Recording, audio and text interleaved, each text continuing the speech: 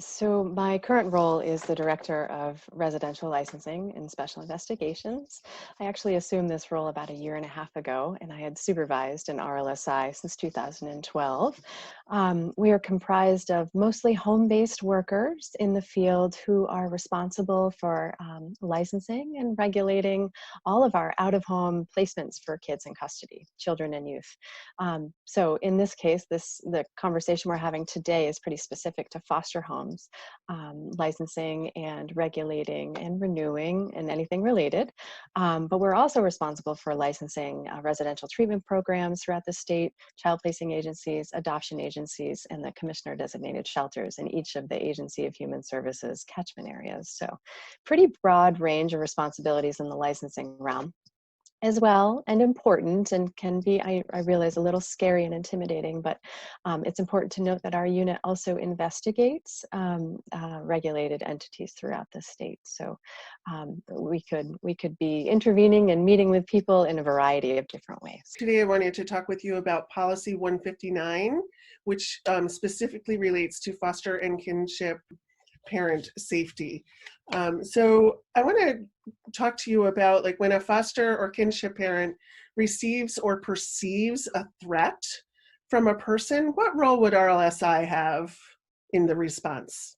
Sure. No, that's a really important question, and I'm glad we're having the conversation, because that's probably one of the scariest times for foster parents, and we recognize that. So truthfully, RLSI has a pretty small role, usually, when threats occur.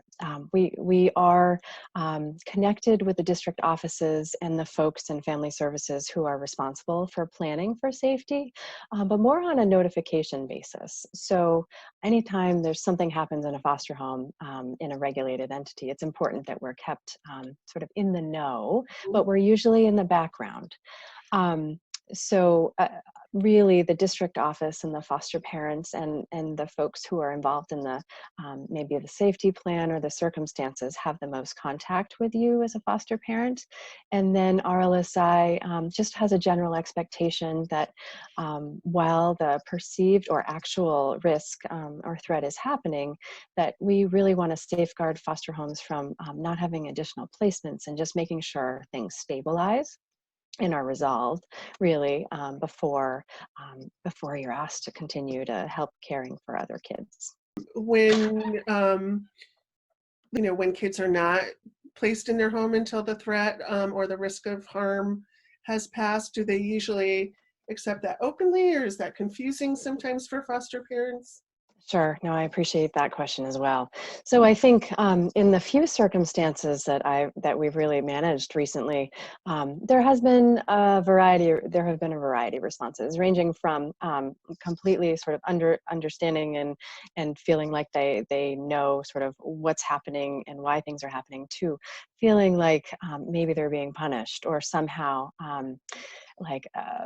they're somehow at fault for what's occurring. And it's important that you know that RLSI doesn't view threats or anything against the foster home in that way, and that any sort of change in placements is really a way of safeguarding the foster home. And so it's less about something that's done to you and more of a protection to walk along and work through this with you until threats are resolved.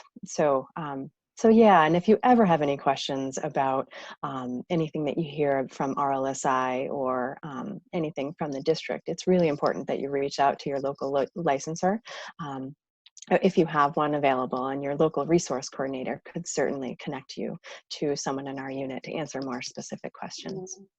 I think that's really great that you say, this isn't really something that's being done to you. This is a way that we can walk alongside of you until the situation is safe. I'm curious, does it matter where the threat comes from? Like, is RLSI's response different, whether the threat comes from the child or youth who's living in a home, from their family, or maybe from somebody in the family or the relationship circle of the caregiver, or even if the threat comes from a child or youth that lives in the home? Would there be different responses from RLSI? I mean, overall, the answer would be no, in that our responsibility remains the same. I mean, our responsibility as the licensing authority is really to ensure the safety of everyone in the home, and that's household members and children and caregivers and foster children, of course, all all within the realm of a licensed facility. So certainly, I think every case is very different, and is so far, and we recognize that threats can range from anything from like a youth, hopefully not, but a youth making threats against foster parent, to the family members of a foster youth and needing to safety plan and take action around a family situation. And sometimes we've managed threats of like a caregiver, like one of the licensees or foster parents, someone from their past, a partner that comes back, and to no fault of the caregiver, makes a threat. And ultimately, our responsibility is to ensure that the risk is such that safe and appropriate care can continue. So we recognize it's scary and terrifying, and that we again want to work with you around what you feel that you can provide for foster children going forward and in the current moment. It really depends. Really, it just seems like safety is paramount for whatever the situation. Not only Yeah. safety for the children or youth in the home, but also for the caregiver. And so Yeah. whatever it takes to return that to a safe situation. Yep. And also, I think it's important, like, RLSI will have a role, the district will have a role, the safety manager will have a role, that there's a team of people who are really going to be addressing a perceived or received safety threat. So I'm wondering how regulation comes into play. Yeah. I know that a license becomes invalid if there's a move. And I know that sometimes because of safety concerns that a family might temporarily need to move. How does that regulation play here? Or are there other regulations that might come into play when safety threats are made? Sure. Yep. I was going to actually say, because I had forgotten to mention the regulations in my prior response. So there are a couple of regulations. There are a couple of regulations at play. And again, being the licensing authority, we have a responsibility to make sure that all foster parents and applicants adhere to foster regulations. And the one that comes to mind when you talk about moving to a different premises, which again makes sense in many circumstances around a safety and danger incident. We do, a license is good for the people and the place. And so if somebody has to move on a long-term basis, it does become a licensing issue, so much as we need to have eyes on the new residents. We need to visit it. We need to talk with you and meet with you in it. But again, that would be a long-term move.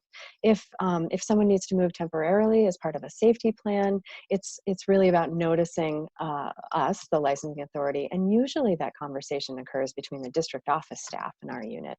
The local resource coordinators are pretty good about notifying us of these changes, and it would just be a note in the licensing file, as opposed to, again, any sort of mark or violation or anything that sounds more scary.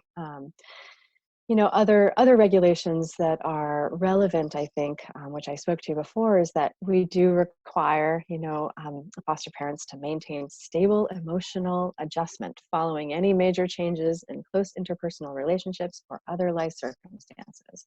I mean, that's a really broad sort of catch-all in that, but essentially we just want to make sure that you're healthy and those you're caring for are also healthy, and that you're getting the support that you need to continue. So those are some of the more pertinent regulations, I think, around danger and safety. And again, could you just state one more time, if someone does have questions about this, who would they contact again? Yeah, we do not have a central number, believe it or not, in our unit. So if you haven't met with a if you haven't met with a licensor through the foster application process, then I recommend contacting your local resource coordinator at the district office. There are either one or two in each office, and they can certainly have you in touch with someone in RLSI. Or if you do have a name and contact number for someone in RLSI, please reach out. They're super available, more than willing to help. And the biggest part of our role is educating and assisting Mhm. people to get information, really. So I encourage you to do so if you need any information. Great. Thanks so much, Jen. I appreciate your time. Yeah, likewise. Thanks, Sharon.